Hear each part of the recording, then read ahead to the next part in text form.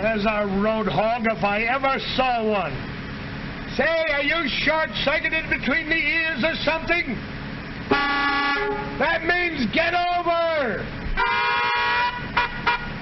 Oh, now there's a guy right behind me riding on my bumper, waiting to slam into me the next time I stop. Well, hello again, guys. I think I came up with another excuse to do a video on this 48 Chevrolet. So the other day I had it at an alignment shop, and the guy that has done their alignments and is now the manager of the shop, you know, he's been there all his adult life, I think.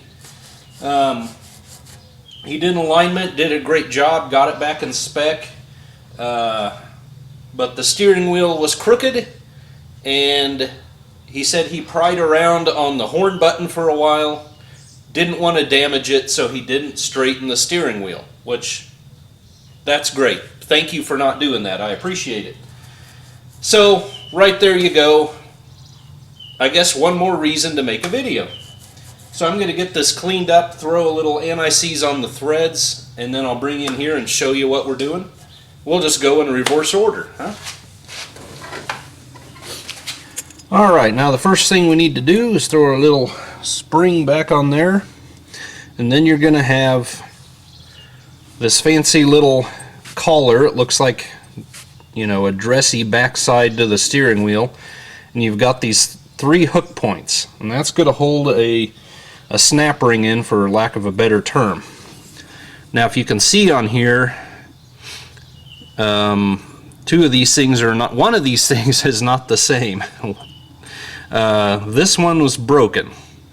Okay, so instead of trying to track down a new whole part here, of course this is pop metal, I drilled down into the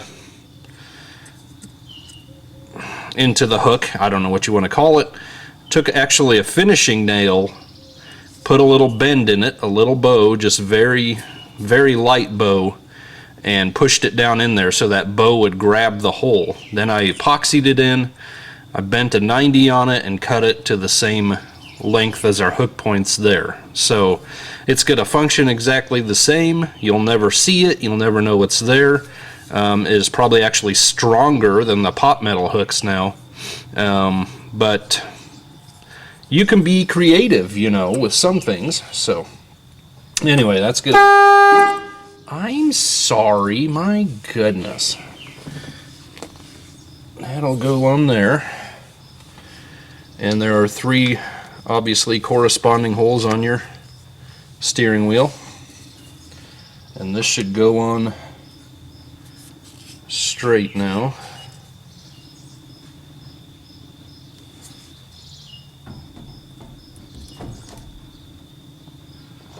Something like so.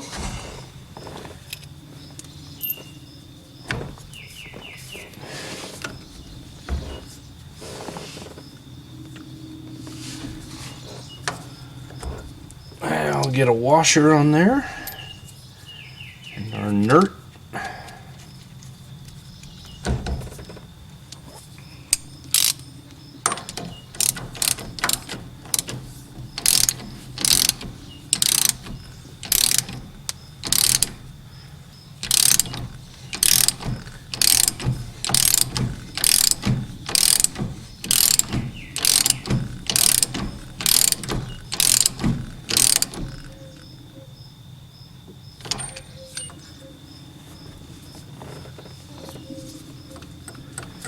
Okay.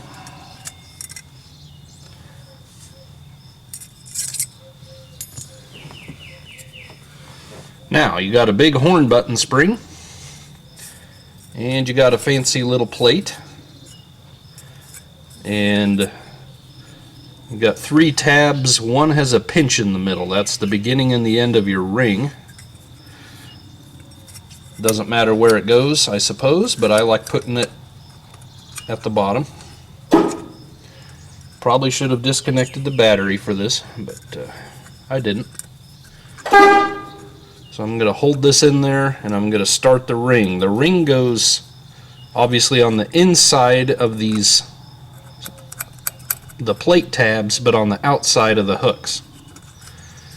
So you got to finagle it around a little bit.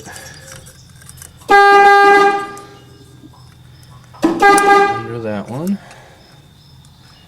Get it under this hook.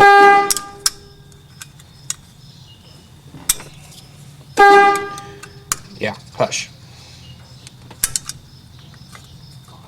Okay, get you.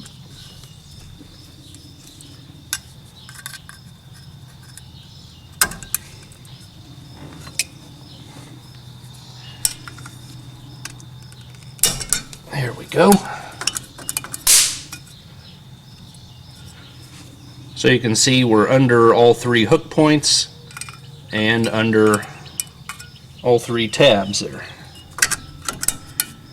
I may need to trim my nail just a teensy little bit more there. It's kind of just sticking past. Yeah, I'm going to trim that just a little bit more.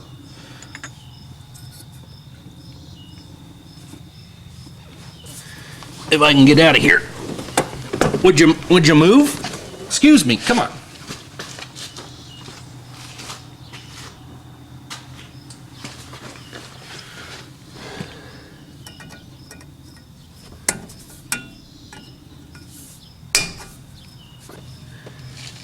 Alright, now for the big question at hand, the horn button.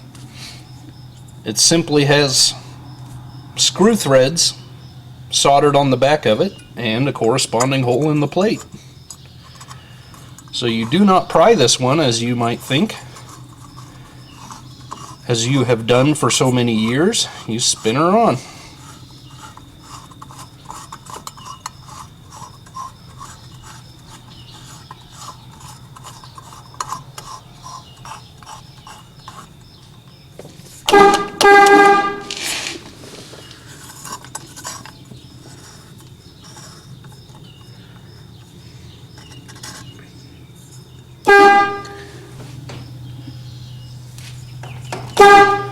And there you go, guys, just how simple it is to do the horn button on a 40 Chevrolet.